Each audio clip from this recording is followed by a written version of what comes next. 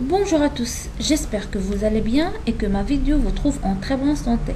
Je suis Soumaïa Mamoun et je suis là pour partager avec vous une information en informatique et j'espère que ce sera bénéfique pour vous. Alors je reviens aujourd'hui pour vous présenter un petit projet pour la gestion des locations des appartements ou la gestion des locataires. C'est un travail demandé par un de mes abonnés et sachant que j'ai demandé de partager avec vous le travail et peut-être qu'il y aura quelqu'un qui veut l'utiliser. Alors, d'après la proposition de l'ensemble des informations utiles pour la gestion des appartements, j'ai pris le tableau proposé par Monsieur Aziz et je l'ai structuré selon cette forme. Alors, je propose deux feuilles Excel. La première feuille contient l'ensemble des informations concernant chaque appartement. Alors, l'adresse de l'appartement, l'étage, je sais pas quoi, l'adresse de locataire, bon, peu importe l'information, mais là, je garde que les informations statiques. Mon rôle est dans la deuxième feuille, c'est là où je vais gérer les paiements de ces appartements, c'est-à-dire les paiements des locations de ces appartements. Alors, c'est pourquoi j'ai proposé le tableau suivant. Alors, on a le code de location, le code locataire. J'ai proposé l'état de location. Et bien sûr, l'état de location, ça dépend de début de contrat et fin de contrat. On a la période de contrat, prix de location, date libération du contrat, l'adresse, c'est-à-dire où ils ont résilié le contrat. On a là deux cotisations, elles sont demandées bien sûr par le propriétaire de ce projet. Alors j'ai proposé l'état du paiement parce que ça va aider la personne à gérer les locations. J'ai la somme totale, c'est-à-dire la somme des mois suivants, et j'ai choisi de travailler sur les 4 mois, septembre, octobre, novembre jusqu'à décembre, parce que je trouve que c'est pas la peine de détailler plus, sachant que vous pouvez juste bien sûr incrémenter la formule et avoir le reste. Alors passons maintenant à vous présenter les formules et comment utiliser ce fichier. Alors, je commence par l'état de location. Alors, l'état de location, on a deux cas. Soit le contrat, elle est en cours, c'est-à-dire on est dans une période de location de cet appartement, soit fin de contrat.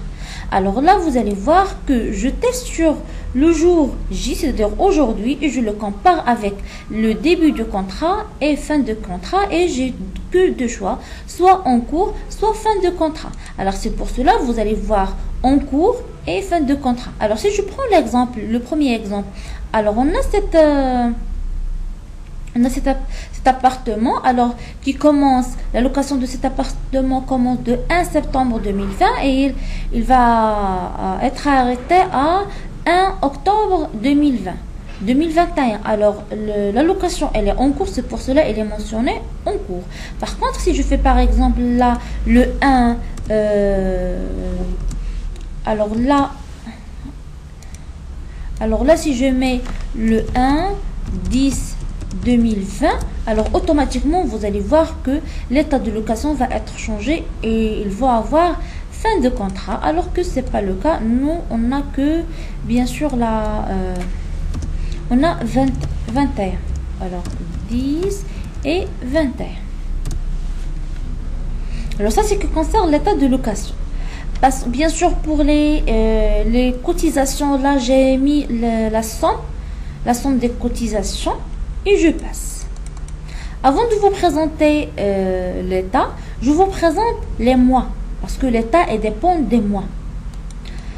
Alors pour chaque mois, bien sûr, j'ai calculé la somme, c'est-à-dire bien sûr la personne a besoin de savoir la caisse pour chaque mois. Alors là vous allez trouver la somme de chaque mois.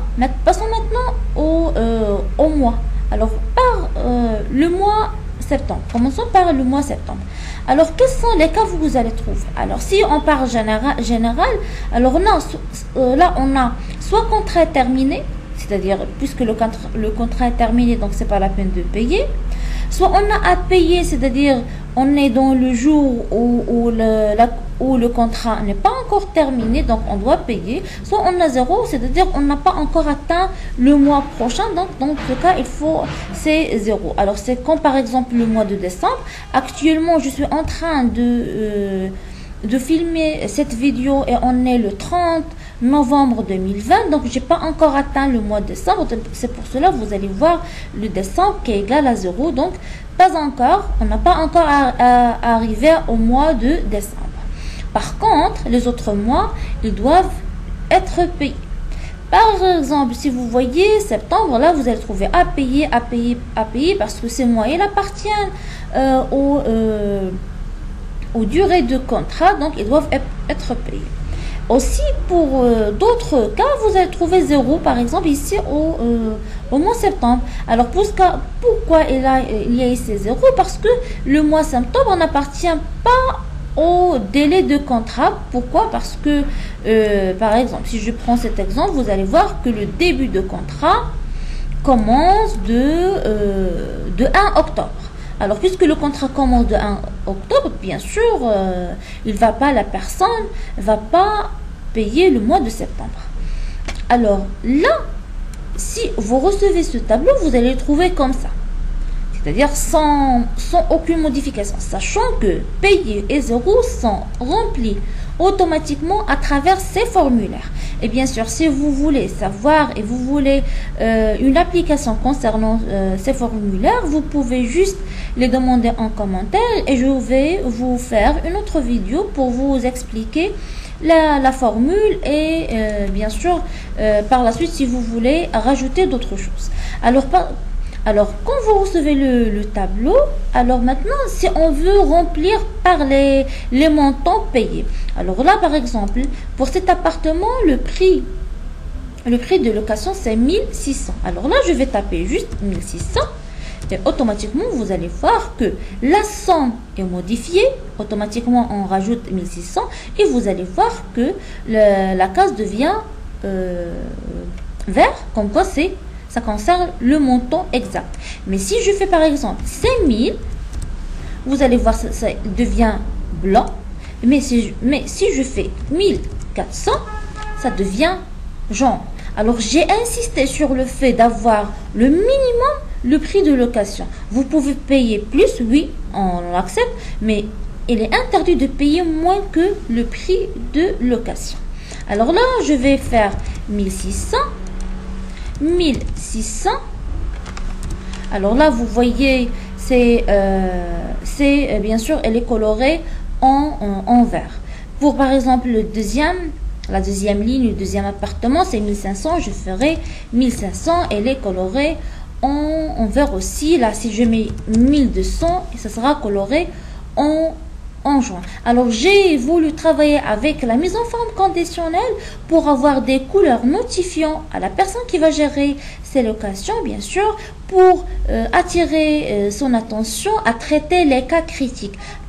Des personnes qui n'ont pas payé, des personnes qui ont payé moins, et bien sûr pour les personnes qui ont payé plus, c'est bien sûr, il peut revenir vérifier. Et surtout, ce qu'on a, la somme qui vérifie tout ça.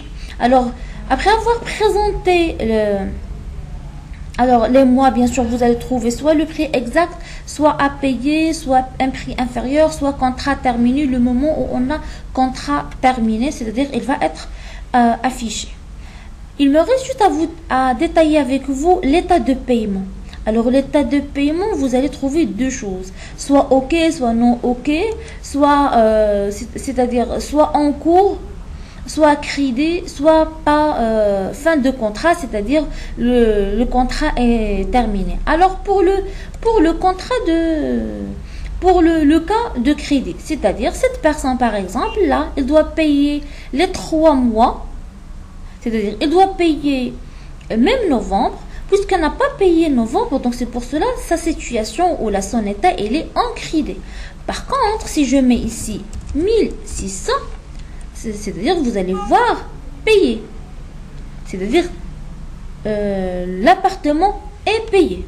Alors c'est pour cela, là, vous allez trouver payer, crédit ou fin de contrat. Alors bien sûr, si vous recevez le fichier, et bien sûr, il suffit de cliquer sur la formule pour voir les 3 possibilités. Alors on a payé, crédit et fin de contrat. Alors là, par exemple sur la colonne L, vous allez trouver que j'ai les 3 cas c'est-à-dire payer. Si la personne a payé la totalité des mois, la somme totale, et crédit ici, et la décrédit, et fin de contrat, c'est l'appartement ou la location, et plutôt c'est le contrat est terminé.